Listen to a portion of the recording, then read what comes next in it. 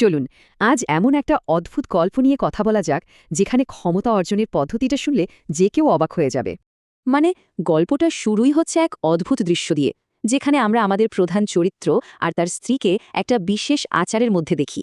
তাদের উদ্দেশ্য একটাই, পাওয়ারের ফাউন্ডেশন বিল্ডিং লেভেলে পৌঁছানো, যেটা তাদের শক্তির মূল ভিত্তি তৈরি করবে। তো প্রশ্ন হলো, এই পদ্ধতিটা ঠিক কিভাবে কাজ করে, আর এটা তাদের জন্য এতটা জরুরিই বা কেন? আমাদের হিরো ব্যাপারটা খুব সহজ করে বুঝিয়ে দিচ্ছে যে কেন সরাসরি শক্তি ট্রান্সফার করা যাবে না।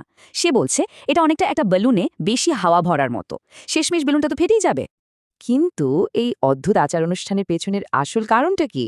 আসলে পুরো ব্যাপারটাই হলো তাদের পরিবারকে, বিশেষ করে তাদের মেয়েকে শত্রুদের হাত থেকে বাঁচানোর একটা প্রস্তুতি। আর এই শক্তিটা কিভাবে ট্রান্সফার হচ্ছে সেটাও খুব ইন্টারেস্টিং। শক্তিটা প্রথমে তার শরীর থেকে স্ত্রীর শরীরে যায়, আবার স্ত্রীর শরীর থেকে চক্রাকারে তার শরীরে ফিরে আসে। মানে একটা নিরাপদ আর কন্টিনিউয়াস ফ্লো তৈরি হয়। আচ্ছা, এবার একটু ভিলেনদের বাড়ির দিকে নজর দেয়া যাক, কি বলেন? কারণ সেখানে কিন্তু অবস্থা খুব একটা ভালো না। ঠিক তখনই একটা দুঃসংবাদ এসে পৌঁছায়।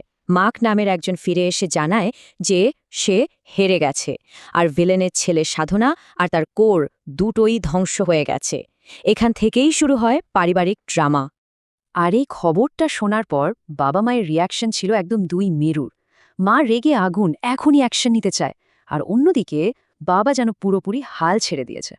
মা তো রেগে গিয়ে স্বামীকে যা নয় তাই বলল, সোজা বলে দিল যে সবসময় শুধু শক্তি দিয়ে কাজ হয় না, মাঝে মাঝে মাথাও খাটাতে হয়। আর সে যে কি করতে চলেছে সেটাও পরিষ্কার হয়ে যায় যখন সে একটা গোপন সেলারের দিকে এগিয়ে যায়। বোঝা যাচ্ছে সে একা যাবে না, বরং কোনো শক্তিশালী সাহায্য নিতে চলেছে। তো শত্রুদের বাড়ির ড্রামা তো দেখলাম, এবার চলুন আবার আমাদের হিরোদের কাছে ফিরে যাই। দেখা যাক তাদের সেই অদ্ভুত রিচুয়ালের কি হলো। আর রিচুয়ালটা যে কাজ করেছে তার প্রমাণও পাওয়া গেল সঙ্গে সঙ্গেই। স্ত্রীর হাতে একটা কাটা দাগ ছিল, যেটা চোখের পলকে মিলিয়ে গেল। তার মানে তাদের নতুন ক্ষমতা কাজ করতে শুরু করেছে। আর এই ঘটনার পর গল্পের বর্ণনাকারী বা ন্যারেটর একটা বেশ মজার কমেন্ট করে। সে বলে, লেখক তো সবটা দেখায়নি, কিন্তু এরপর যা হওয়ার তাই হয়েছে, হয়তো তারা লুডো খেলেছে। সব মিলিয়ে পরিবারটা এখন আগের চেয়ে অনেক বেশি শক্তিশালী, আর তাদের মধ্যে বন্ডিংটাও দারুণ।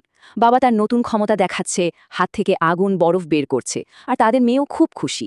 বাবা তাকেও সাধনা শুরু করার জন্য একটা বড়ি বানিয়ে দেওয়ার কথা দেয়। কিন্তু এই শান্তির মুহূর্তটা বেশিক্ষণ টিকল না, খুব নাটকীয়ভাবে সবকিছু বদলে যেতে চলেছে। হঠাৎ করেই যাকে বন্দি করে রাখা হয়েছিল সেই ছেলেটা চেঁচাতে শুরু করে। সে বুঝতে পেরেছে যে তার মা তাকে উদ্ধার করতে চলে এসেছে, আর তাই সে আমাদের হিরোদের হুমকি দিতে শুরু করে। আমাদের হিরো কিন্তু দেখেই বুঝে যায় যে এটা কোনো সাধারণ জাদু না। এটা হলো 5 কোর্স ট্রান্সফরমেশন আর্ট, একটা খুবই রেয়ার টেকনিক, যা দিয়ে মাটির ভেতর দিয়ে কাউকে তুলে নিয়ে যাওয়া যায়। আর ঠিক তখনই ছেলেটার মা তাকে উদ্ধার করে নিয়ে হাজির হয়।